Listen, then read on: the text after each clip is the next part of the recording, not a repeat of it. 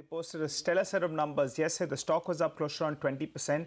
Today as well, the stock has opened up in the green. To understand what's the way going ahead, we have Mr. Neeraj Ganeriwala, the CFO of the company, who joins us. Hi, Neeraj. Thanks so much for joining in.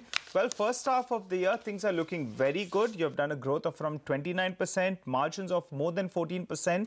For the year, what kind of a revenue number are you looking at?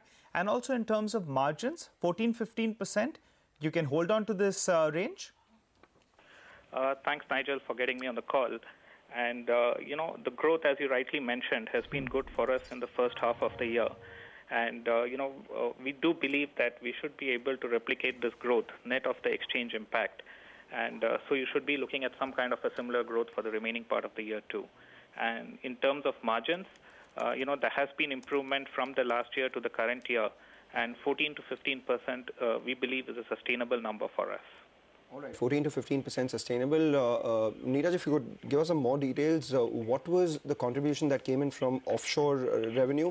You said it was 50% last time. You're looking to grow to about 55, 60%. Some comments?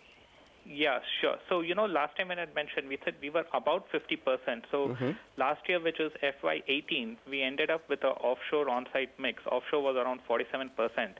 And on-site was about 53%. And this half year, the offshore has gone up by around 2%. So we are at 49% in offshore revenues.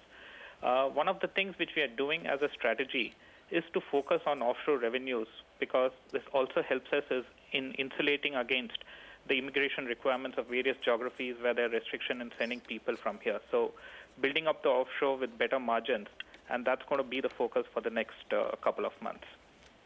You said the number was 48% right now, is it? 49%. 49%. And the next coming quarters would be how much? Coming quarters, we would see at least 1 to 2% improvement. And the target by the end of next year is to take it up to 55%, which is what I mentioned last time. Okay, all right. Neeraj, in the past, you'll have been looking at inorganic growth. Any further plans on that front? And also give us a sense of how's your balance sheet looking? How much of debt do you have? How much of cash do you have in the books? From a debt perspective, we have around 44 crores of debt and cash of around 25 crores. So, the net debt is only 20 crores, which is mainly being used for various acquisitions and the inorganic strategies, which we think is quite leveraged enough to facilitate us even for the future acquisitions. In terms of acquisitions, string of pearls is one of our strategies which is quite integral to the company.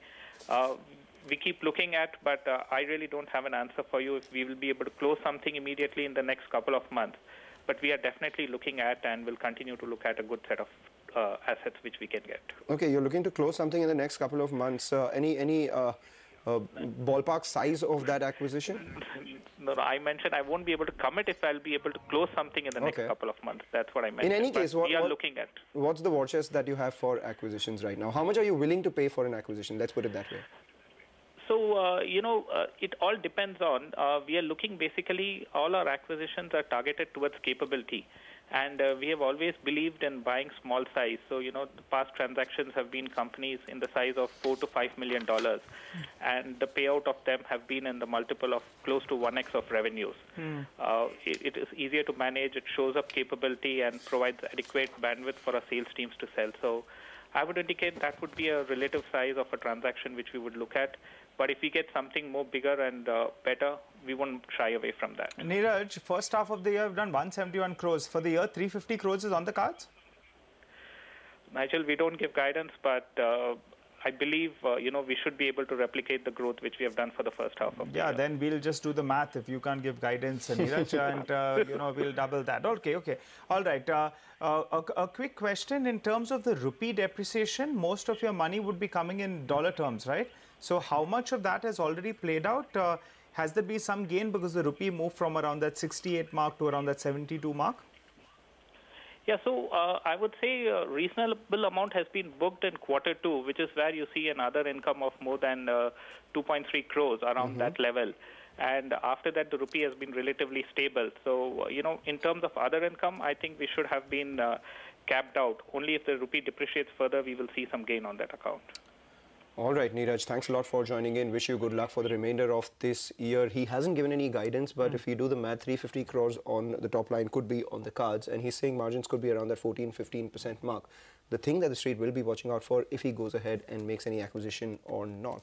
So that's as far as Saxoft is concerned. And how large is it as well? You know, how does it change the balance sheet is going to be quite important as well. For the time being, that's the stock we're talking about. If you're looking at the broader markets, Jet Airways has taken off. That's flying away. Everything really working for them besides their numbers. The numbers were absolutely horrid. But crude prices cooled off. You had some strength on the rupee. They're talking about, you know, improving their operations in the next couple of years. And that explains why the stock is up close to around 5.5%. Keep an eye out. That could be a deal as well that's brewing, as we have reported in the past as well. So that stock is up. I think, Mangalam, nearly around 8% from the low point of the day. 8% from the low point of the day, 15% this month. The street is definitely keeping an eye out on this one. So what we do is we watch out for all these individual stocks. A couple of others are also moving. Looks like, you know, Marico, that one's also spiked up. What we do is we